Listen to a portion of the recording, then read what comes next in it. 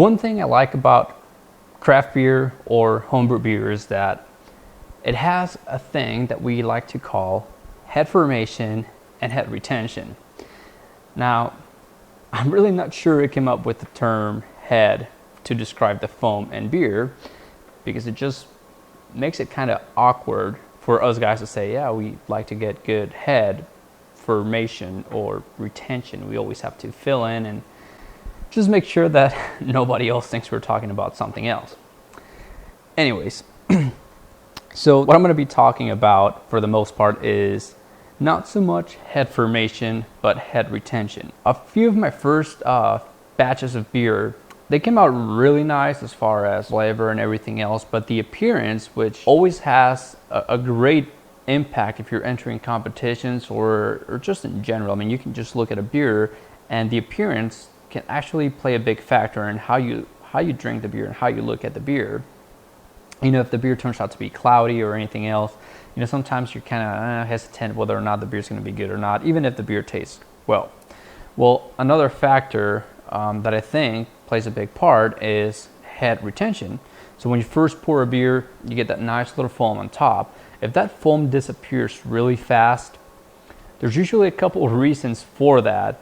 And to me, that head retention really tells me a lot about the brewing process, the cleaning and sanitizing habits, and pretty much all the skills required to brew good beer. I think a lot of that is involved, you know, in getting really, really good head retention. So I've got myself one of my amber ales that I brewed, and this is not exactly a beer that is known to have good head retention or head formation. It's about average, but I want to show you a couple things with this. I'm just going to go ahead and pour it nice and soft and show you all the foam that you're seeing in the beer. If I get this close to the camera, you can see how it's nice and frothy and it's not all fizzy like soda. What this tells me is that the foam is in good condition and good brewing habits were used to brew this beer.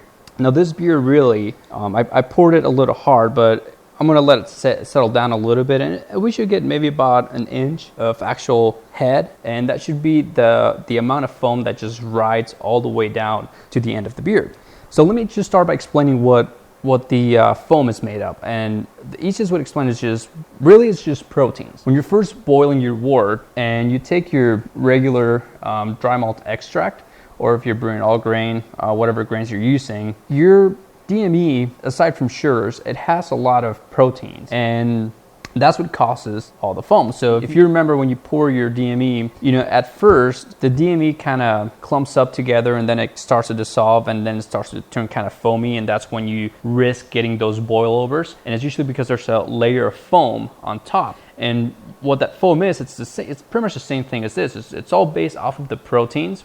And what you're doing when you're boiling is you're coagulating some of those proteins. So at the end, you're really going to be reducing the amount of head formation by coagulating proteins. And that's really going to be a big part on head retention. Is if you brew if you brew a wort that's too concentrated or you coagulate too many proteins, you tend to destabilize these proteins, and therefore you don't get good head retention. So right now the beer's pretty much settled down, and that's about how much foam you're going to be getting on. You know, this is, like I said, it's an amber ale. It's not exactly a beer that has a lot of proteins, but because I kept my cleaning and sanitizing habits up to par, I did a good boil and everything, you know, and the carbonation level is also about mid-range. I didn't go up too high. You know, this really just tells you, when you look at it, it just tells you how clean the beer really is. Now, if you compare dry malt extract that's made with barley with dry malt extract that's made with wheat, and this is just some leftover wheat DME that I've got, wheat has a lot more protein than barley does. So when you look at a wheat beer compared to your other barley-based beers, you can see it even when you boil or even when you ferment. All the foam that tends to like build up, the croissant when you're fermenting or when you're boiling, all the foam, you know, with a wheat beer, you have way more chances of getting a boil over than you do with regular barley. And that's because all the foam really is made up of proteins. That's like the main thing. That's like the main makeup, the main structure of the foam. It's all the proteins. So head retention, First off, you gotta have enough proteins in your beer. Barley usually has enough, and you only run into trouble with head retention when you boil too strong. Now, another thing that tends to degrade all of these proteins is all your fats, waxes, oils. So if you have a glass that's dirty, with your hands tend to be oily, or if you're a girl, you have lipstick, and that lipstick also has a lot of lipids or waxes, whatever, and those tend to degrade your foam in your beer. Now, something else that helps your head retention is alpha acids from hops. If you've ever noticed, your IPAs tend to have a lot of foam cling to the side of the glass. And really what the alpha acids do is they tend to hold together all these proteins. And something else that also does it for you, some of the ions like your manganese, calcium, and some of the other minerals that are found in water, they also tend to do the same thing for your beer. So when you take a drink of your beer and you start to notice the foam that clings, that's actually called lacing, and your hops play a big part into that.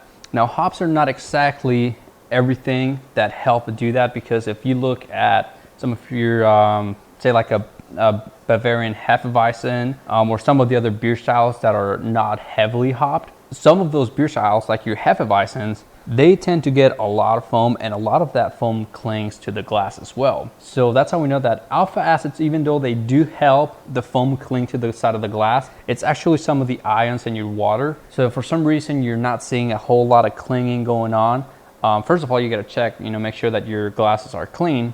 And second, that's when you start to look at your water and really figure out, okay, what kind of water am I using? With extract, a lot of times, if you don't have your filters, or, like I do, I have a water softener, so I have to add some minerals sometimes. But if you're using like spring water, usually spring water, if you're buying it at the store, it has enough minerals and you're not gonna run into any of those kinds of problems. Now, something else that also helps your foam in your beer is melanoidins. And melanoidins are usually found in your specialty grains. This is caramel malt, 120 Lovibond, I believe, and usually malts that are about 80, maybe 120 Lovibond above, they tend to have a lot of melanoidins, and that also helps to bind together all the proteins, which at the end up giving you that really good head retention in your beer. So I just wanted to tell you about that and hope that it helps you come up with better beer. If you're seeing your beer fizz up and just have your head dissipate almost immediately, usually the very first thing that I can think of is cleaning and sanitation. That's usually the very first thing. If that's not it, then you may have to start looking more in detail. Say like, make sure that you're removing all the waxes, oils, and everything from your bottles, from your glass, from everything that's touching beer. You got to remove everything. If you're adding, I know some brewers want to brew like coconut stouts or something like that. Well, coconut has a lot of oils, and that tends to degrade the head formation and retention. So that's when you start looking at all the other things that I just mentioned in the video. But good foam, good head retention is really, I think, an important part of your beer. And I think that if you have good practices throughout your brewing process, then you should never have to worry about good head formation and retention.